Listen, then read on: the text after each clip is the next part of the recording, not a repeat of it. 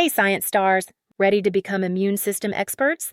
Today, we've got 3 awesome experiments you can try at home to see how your body fights off germs.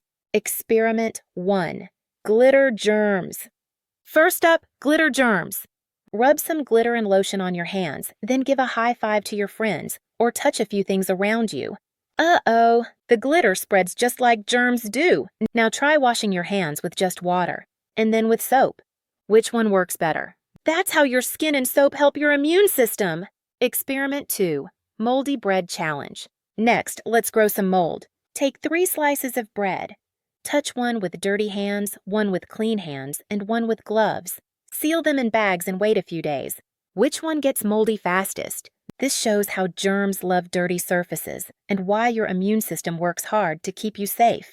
Experiment 3. Barrier Defense Demo. Let's see how your skin protects you. Wrap a sponge in plastic wrap. This is your skin.